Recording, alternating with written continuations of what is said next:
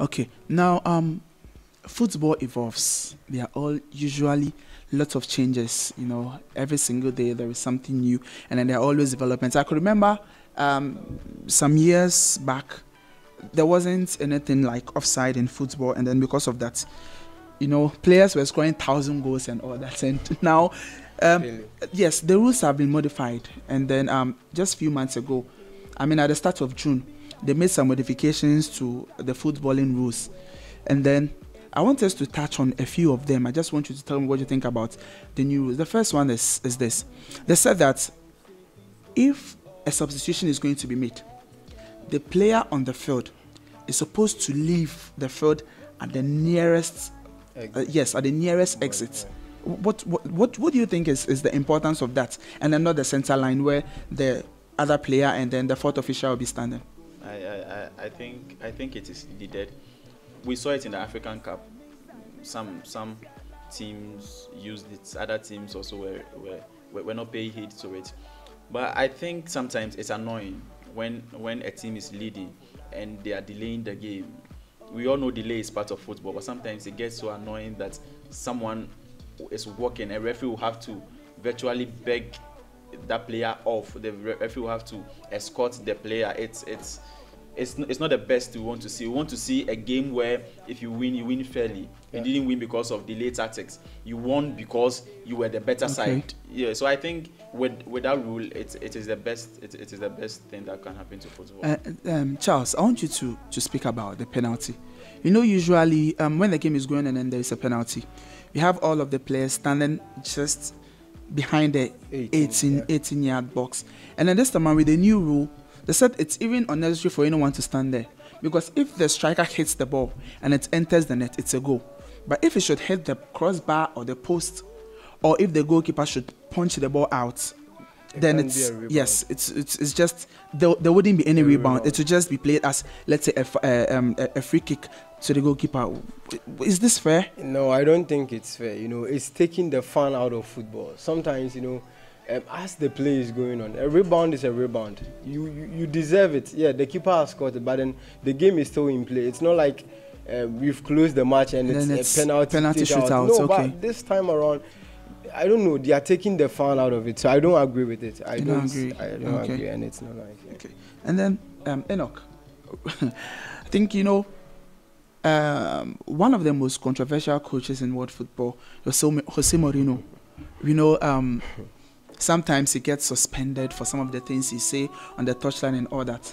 And then right now, with the new rules that will be implemented from this season, coaches and their assistants, and I mean their technical staffs, will also be receiving yellow cards and then red cards, just like players, serving the same number of suspension. What do you think? Isn't this ridiculous? I think it's ridiculous. I think it's the extreme. I don't know what this rule is meant to achieve, but they should make sure. Maybe they are just trying to practicalize it for a season or two, and then when it's not working, they might withdraw it. But they must make sure they don't take the fun out of football. The noise the coaches make, the fights. It's all part of the passion. It's all part of the fun. We enjoy it. Sometimes you don't have to like Mourinho, but he brings some controversy to football. Sure. You just have to love that. You don't need to like him as a coach. You don't need to like his tactics. But some of the things he does, you sit and you read them and you're like, wow, this guy is something else. Yeah. So if you are doing this and you are giving officials cards and they are serving match bans and things, I think you are stifling them from talking. You are making them very, very sure. They'll be quiet now. They can't do things. They can't express themselves on a touchline just as they would want to, and it will take the fun out of football. Sure, because even sometimes on a touchline, there are certain things that will happen in the game which they will see it as unfair. Yeah. They would have to react because the players on the field also react. Yes. They walk to the referee. They make complaints and all that. So I think I agree with you with that. And then there is another one that's interesting but funny about the handball. I hope you can remember some time ago, if you should play a ball and then it hits a player's hand, you hear people saying it's hand to ball, ball to hand, hand to ball. It wasn't intentional and all that. But with the new rules, there will be nothing like ball to hand. If it hits your hand, there is nothing like it's intentional or not. If it's in the box, it's a penalty, it's a foul. What do you think? I think for that one, I agree with that new rule. I think it's a foul. If it's a foul, it's a foul. If it hits your hand, it means you are either preventing the ball from going to, your opponent. Maybe that opponent can score with that ball, or it's going into the net and it hits your hand. So you can't say it wasn't intentional and all those stuff. So I think in a way, I think it's a fair rule for that one. I think it's a fair rule. Yeah. Okay, and then regarding free kick, usually players are very inventive. They are always finding different ways and means of playing their free kicks, especially the ones that are closer to the 18 yards of the opposite team. And then now with the new rule regarding free kick, if there's a free kick and then the referee should count like the 10 yards, and then there is a wall, they don't expect a player from the attacking team to be part of the wall. What do you think? What do you think about it? Because according to them, they said usually football is full of passion, it's full of anger and all that. And usually when the attacking team has their player, standing as part of the wall, because of the pushing, because of the arguments and all of those things, all of those things lead to the game being slowed down. So they want to take all of those things out. So they don't want any player from the attacking team to be part of the wall.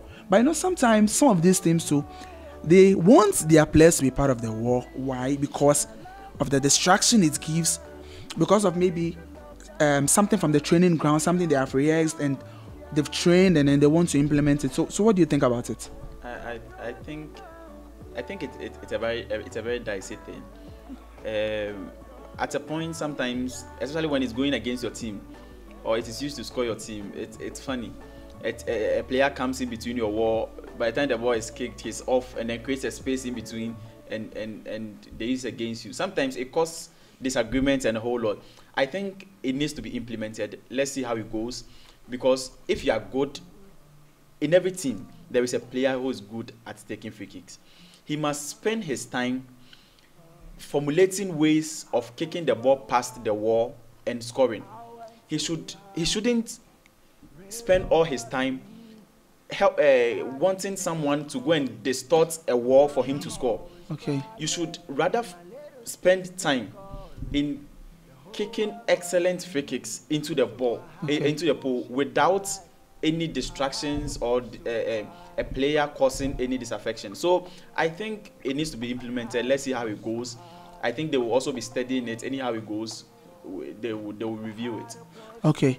Talon, the last thing I want to ask, this particular rule is very dicey, just as he said, because I could remember Barcelona playing with Espanyol, which there was a Barca player who joined the wall just to distract. All of a sudden, the defender got confused, and then as soon as Messi was about to take the free kick, he started running towards his post. He ended up scoring an own goal. So what do you think? What do you think about this rule?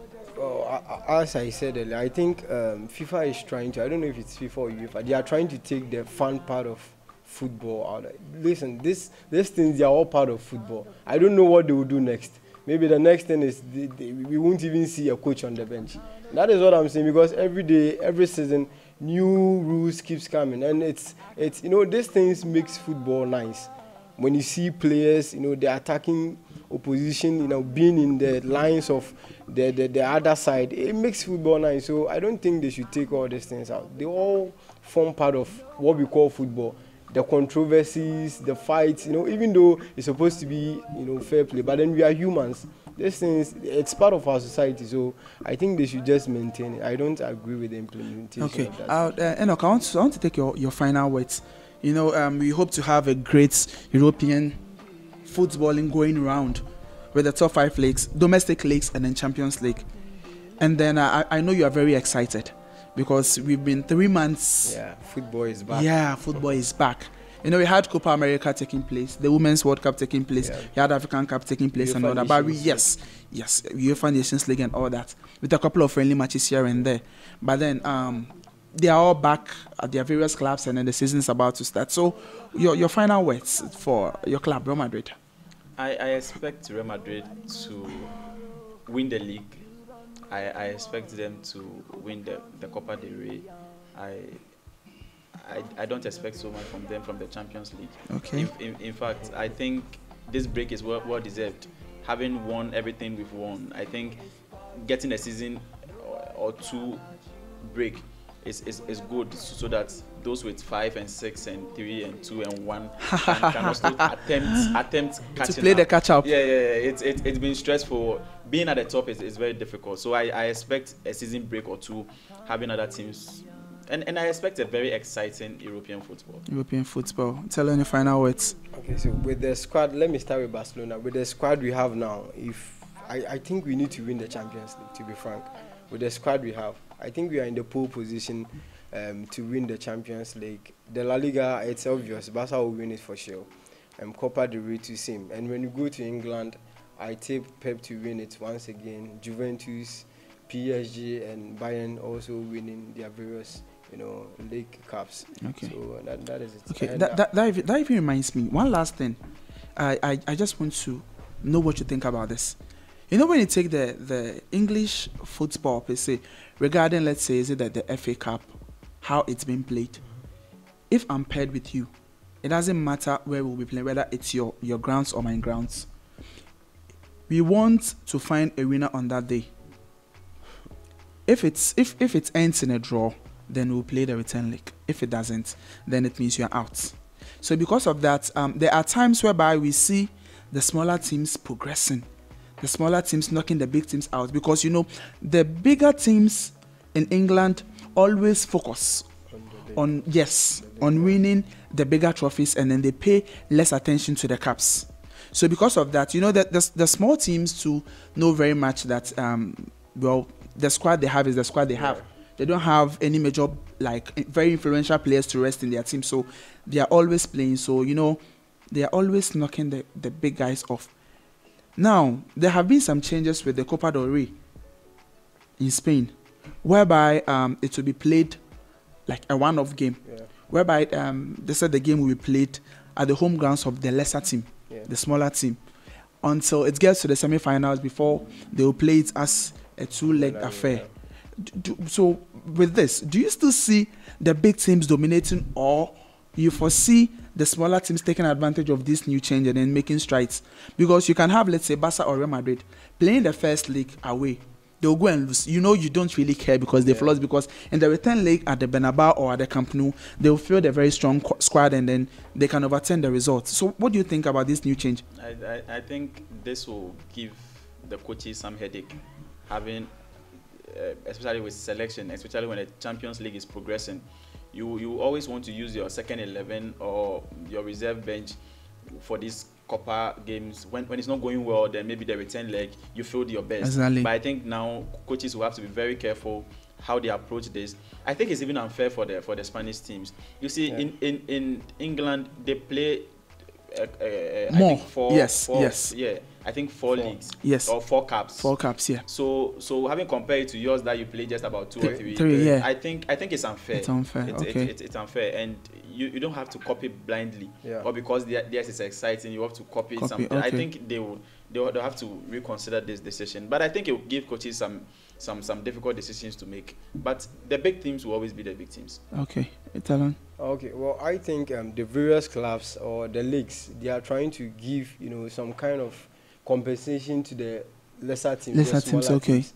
In a way that even if you are not able to play the league, the major league, then at least you can, play like in the cups, yeah. So I think with England, I think it's fair to say that, but then in Spain, I don't agree, because if we are just playing 3, we are fighting for just 3 trophies, sure, and you expect me to play at the lesser team's home, where they have all their support and they have their strength to compete and score you, and you tell me that when they score me there, that's it. No return leg for you. I don't agree. You don't agree. Oh, okay. All right. That's great. Gentlemen, it's been great having you today. And then we just hope to have an exciting season, just as you have said, because there are a lot of great players that have switched their clubs and all that, and then lots of reinforcements and then lots of optimism for the teams, especially in Europe. So we hope to have a great season. So it's been great having you here once again, and then I'll be hoping to have you here at the studios again, so that we keep talking about interesting stuffs going on around the world of football. Yeah, it's a pleasure being on your show. Let me say one last thing. If I don't, I think I'm yeah. Okay. So I have this friend who wants me to give him a shout out, please. Wow. Yeah, he's Jones from GAEC, Ghana Atomic Energy Commission. He lives around Fadama. And Nanaba, who is a Man U fan, and my little brother Maxwell, who is also a Chelsea fan, as well as my mom, who is also a Chelsea fan. So this is the shout out that I would like to give them. Okay. Enoch, do you have some few people you want to give some shout outs to? I give shout outs to anyone that will watch this. You give shout out to anyone that will watch it. Watch this. All right, that's great. So, gentlemen, it's been great having you once again. So, Thank you. hope to see you again. Pleasure. Okay. Definitely. So, it's been me, your host for this show. Thank you.